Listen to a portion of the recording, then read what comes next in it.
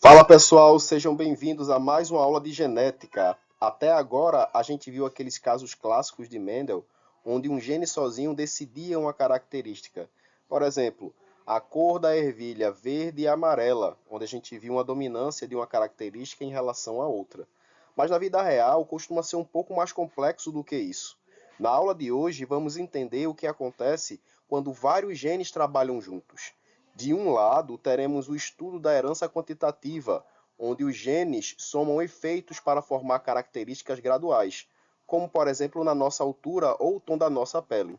Por outro lado, temos a epistasia, um fenômeno em que um gene simplesmente manda na ação do outro, mascarando ou anulando a sua ação. É tipo um interruptor genético. Então, para entendermos melhor tudo isso, pega aí o seu caderno, ajeita a postura e vem comigo, porque depois dessa aula você nunca mais vai olhar os heredogramas da mesma forma.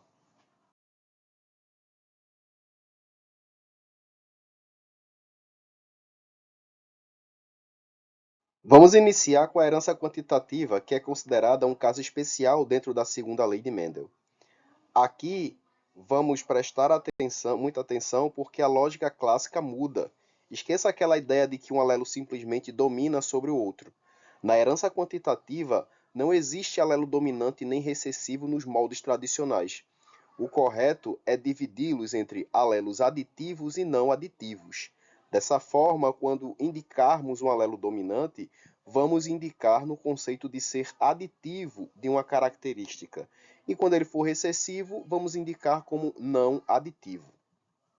Como o próprio nome sugere, cada alelo aditivo presente no genótipo soma uma parcela de efeito na característica final. Quanto mais alelos aditivos o indivíduo herda, mais intensa fica essa característica. É exatamente por essa soma de pequenos efeitos que a gente não observa apenas duas ou três opções fixas, mas sim um amplo espectro de fenótipos, que é essa variação contínua mostrada na imagem, típica de características como a cor da pele ou na altura humana. Para vermos isso funcionando na prática, estabeleceremos antes que a herança quantitativa é um exemplo clássico de interação gênica, ou seja, temos vários pares de alelos trabalhando juntos para definir uma única característica. Olha só esses dois exemplos no slide. O indivíduo com o genótipo azão-azão, bezão-bezão possui quatro alelos aditivos porque tem quatro genes dominantes, representados por essas letras maiúsculas. Como ele tem a quantidade máxima de aditivos, ele vai expressar o fenótipo mais intenso, que nesse caso aqui é a cor pele negra. Agora, se mudarmos o genótipo para azão, azão, bezão, bezinho, percebam que temos três alelos aditivos. Como diminui um alelo de contribuição, a pigmentação cai um degrau no espectro, resultando no fenótipo pardo ou mulato médio escuro, a depender da classificação. O segredo aqui não é qual letra está maiúscula, mas sim a quantidade total de letras maiúsculas que o indivíduo carrega no genótipo. É uma contagem pura e simples. Agora prestem atenção ao esquema que será apresentado sobre os diferentes tons de pele na espécie humana. Ele ilustrará perfeitamente como os genótipos se distribuem em uma escada de intensidade. No primeiro degrau, observamos zero aditivos, ou seja, os genótipos representados serão Azinho, Azinho, Bezinho, Bezinho. Temos o fenótipo cor branca da pele, sem nenhum alelo aditivo. O valor da pigmentação é o mínimo. No segundo degrau, observaremos um gene aditivo, onde podemos representar genotipicamente por Azão, Azinho, Bezinho, Bezinho ou Azinho, Azinho, Bezão, Bezinho. O acúmulo de apenas um alelo maiúsculo nos dá a pele parda clara. No terceiro degrau, temos dois aditivos, e aí a gente pode verificar a distribuição desses dois aditivos como azão, azão, bezinho, bezinho, ou então azinho, azinho, bezão, bezão. E, por último, azão, azinho, bezão, bezinho. Como temos dois aditivos, chegamos à pele parda média. Reparem que o genótipo azão, azinho, bezão, bezinho é o clássico duplo heterozigoto. No quarto degrau, temos três aditivos. E aí temos a constituição genotípica azão, azinho, bezão, bezão, ou então azão, azão, bezão, bezinho. Portanto, temos três alelos maiúsculos que geram a pele parda escura. No topo do degrau temos os quatro aditivos, azão, azão, bezão, bezão. Com todos os alelos aditivos presentes, atingimos o ápice da pigmentação e o fenótipo apresentado é a cor preta para a pele. Percebam que os genótipos diferentes podem resultar no mesmo tom de pele. O que importa é sempre a quantidade total de alelos maiúsculos. Vamos verificar nesse quadro de Punnett as 16 possibilidades de indivíduos verificadas no esquema anterior, a partir do cruzamento de dois indivíduos duplo heterozigoto para os dois pares de alelo. Quando os quatro genes são aditivos, temos a cor preta com o indivíduo possível no heredograma. Com três genes aditivos, temos o fenótipo pardo escuro, representados por quatro indivíduos possíveis no heredograma. Agora, com dois genes aditivos, temos o pardo médio, representados por seis indivíduos possíveis no heredograma. Já para o pardo claro, encontramos quatro indivíduos possíveis com um gene aditivo. E para fecharmos essa parte do cruzamento, observamos que apenas um indivíduo em 16 não carrega nenhum gene aditivo, que apresenta o fenótipo de cor branca da pele. Analisando o quadro de Punnett completo, a avaliação gráfica diferente da distribuição que vimos no esquema anterior, fica bem claro como a herança quantitativa funciona na prática. O fenótipo é resultado direto da quantidade de alelos aditivos somados. Agora que entendemos essa dinâmica aditiva, estamos prontos para ver o outro lado da moeda, a epistasia, onde um gene decide se o outro vai ou não se manifestar. Entramos agora formalmente no conceito de interação gênica. Esse é o nome genérico que damos quando dois ou mais pares de genes trabalham em conjunto para definir uma característica. Reparem essa via metabólica ilustrada na parte inferior do slide. Imagine uma fábrica de pigmentos funcionando em etapas. Começamos com a substância sem cor, o pigmento incolor. A primeira seta verde representa a ação de uma enzima produzida por um pigmento, por um gene, que a gente vai representar por o gene A. Ela transforma o precursor incolor no pigmento verde. Em seguida, vem a segunda seta, a seta vermelha, que representa uma outra enzima, que é o gene B, que pega esse pigmento verde e o converte no pigmento vermelho. O que acontece se o primeiro gene falhar? A via para logo no começo e a cor fica incolor. Se ele funcionar, mas o segundo falhar, a cor para no verde. Se os dois funcionarem, chegaremos ao vermelho. É exatamente assim que funciona a interação entre os genes, na epistasia. Um gene depende da etapa cumprida pelo outro para que o resultado final apareça. Agora chegaremos aos dois termos mais importantes da epistasia, o gene epistático e o gene hipostático. Olhem só para a imagem. Temos dois pares de cromossomos atuando juntos para definir uma única característica. O gene epistático, que está à direita, representado pelo alelo E, é um gene que manda na história. Ele atua como um interruptor. Quando ele está presente na forma que inibe, ele simplesmente bloqueia a manifestação do outro gene. O gene hipostático, à esquerda, representado pelo alelo A, é o gene que sofre a inibição. Ele até tem a informação para manifestar uma cor ou formato, mas fica escondido ou impedido de agir por causa da ordem do gene epistático. Para memorizar fácil, lembrem que epistático esmaga ou inibe, e o hipostático fica humilhado ou inibido. Agora que já sabemos o que é um gene epistático, precisamos dividir a epistasia em duas categorias principais, dominante e recessiva.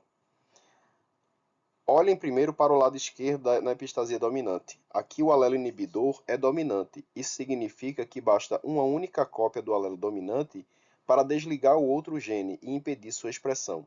Já do lado direito, temos a epistasia recessiva. Neste caso, o alelo inibidor é recessivo. Para que a inibição aconteça, o gene epistático precisa estar em homozigose recessiva, ou seja, azinho-azinho. A proporção fenotípica clássica que encontramos nos cruzamentos de híbridos é de 12:3:1 ou 13:3 na epistasia dominante. E se houver pelo menos um alelo dominante no par epistático, a inibição vai ocorrer. O exemplo clássico da pelagem dos cachorros de labrador se encaixa aqui para a epistasia recessiva, gerando a proporção fenotípica clássica de 9:3:4. Em resumo, na dominante tem que ter pelo menos um alelo maiúsculo, um alelo dominante, que já trava todo esse processo de expressão do outro gene, ou seja, o gene epistático dominante vai travar a aparição fenotípica do outro alelo que está atrelado a esse gene epistático, ou seja, o gene hipostático será inibido. Já na recessiva vai precisar ocorrer o quê? A dupla homozigose, o azinho-azinho, dobradinho, para bloquear a ação do outro gene, o gene hipostático. Pessoal, vamos entender como funciona a geração parental nesse exemplo de epistasia dominante. Na nossa geração parental P, nós temos duas raças puras, ou seja, homozigotas. A White Leghorn, que é dominante para ambos os losses, com o genótipo Azão, Azão, Bezão, Bezão, e a White Wyandotte, que é recessiva para ambos genótipos, tendo a constituição genotípica Azinho, Azinho, Bezinho, Bezinho. Na hora da formação dos gametas para ambas as raças, cada uma delas só poderá formar um tipo de combinação de gametas. A White Leghorn forma, por exemplo, apenas os gametas azão-bezão, e a White Wyandotte forma apenas gametas azinho-bezinho. Aí surge uma dúvida muito comum entre os estudantes, que perguntam aos professores: Professor, quando cruzamos essas duas raças, nós criaremos uma nova raça? A resposta é não. Uma nova raça exige várias gerações de seleção e estabilidade genética. O que nós temos aqui é uma formação de descendentes híbridos, a famosa geração F1. Na prática e na avicultura comercial, esse tipo de cruzamento é conhecido por alguns termos importantes. Por exemplo, híbridos F1 ou F1 Cross, que é o nome direto dessa primeira geração, resultante do cruzamento entre as duas raças que a gente verificou aqui. Linhagens comerciais de duplo propósito. Aqui teremos a ideia de buscar unir o melhor dos dois mundos, geneticamente falando. A altíssima postura de ovos da Leghorn, por exemplo, combinada com a rusticidade e o porte de carne da Wyandotte. E por último, poderemos ver um outro conceito, que é o cruzamento de heterose. Poderemos utilizar esse cruzamento com as duas raças e dizer que é um cruzamento de heterose, ou então vigor híbrido.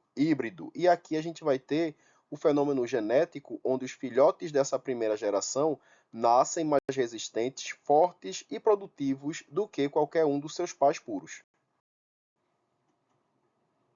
Tendo os híbridos de heterose formados, faremos o cruzamento entre eles, mas antes iremos observar os genes possíveis desse cruzamento. Como esses híbridos possuem o genótipo Azão, Azinho, Bezão, Bezinho, pela segunda lei de Mendel, ele vai produzir 4 tipos diferentes de gametas, que estão representados abaixo. A partir do cruzamento desses gametas entre si, montaremos o quadro de combinações que vai nos mostrar exatamente como o gene epistático atua inibindo a pigmentação da plumagem. Ao lado esquerdo do quadro de Punnett, verificaremos a proporção fenotípica dos descendentes.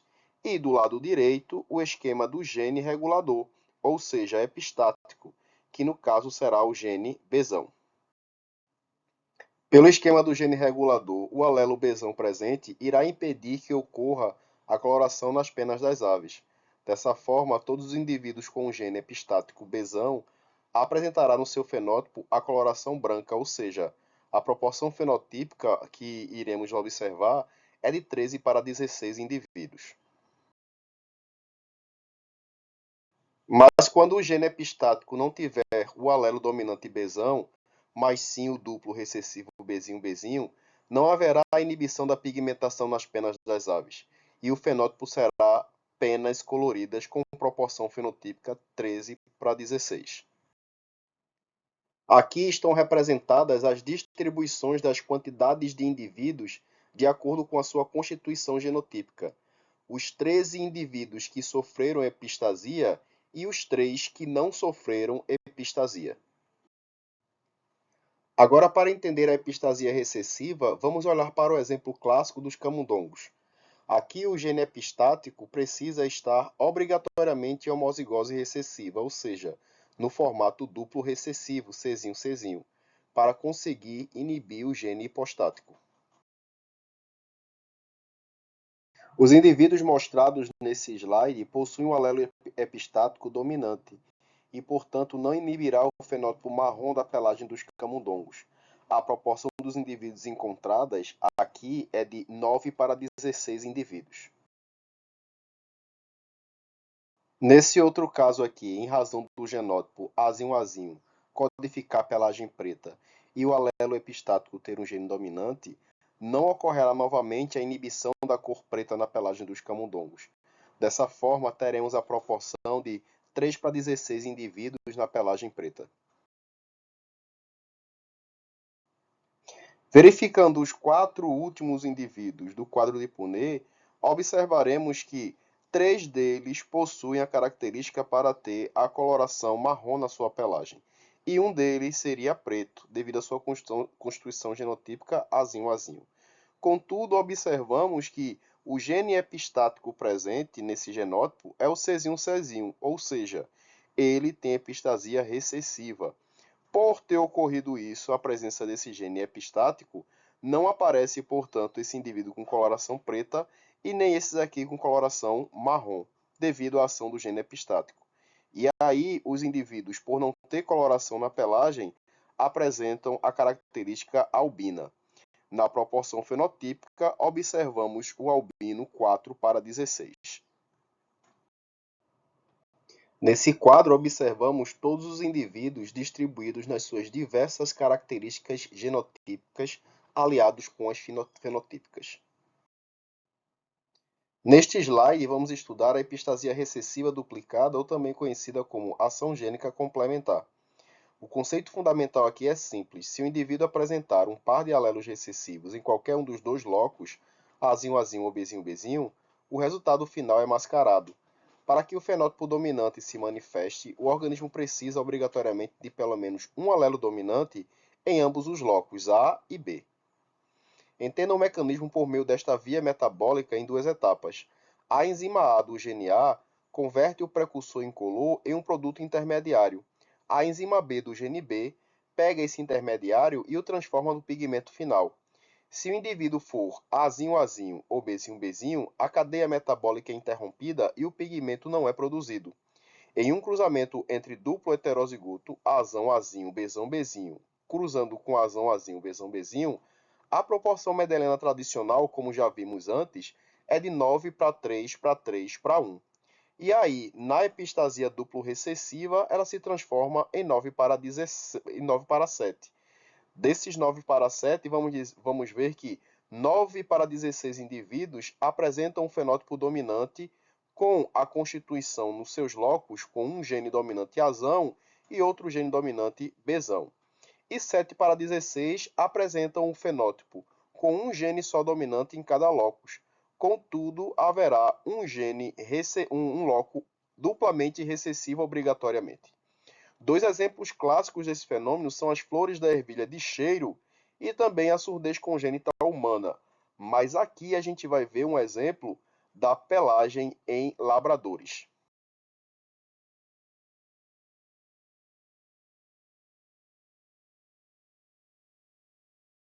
Em razão do indivíduo ter um gene dominante em cada loco, ele acaba tendo como característica a sua pelagem preta. Por aparecer pelo menos um genótipo duplo recessivo, temos um indivíduo da pelagem caramelo. E por termos os indivíduos com genótipo Azinho e um Bzão, o fenótipo será chocolate. Ficamos por aqui, pessoal, com interação gênica e até a próxima.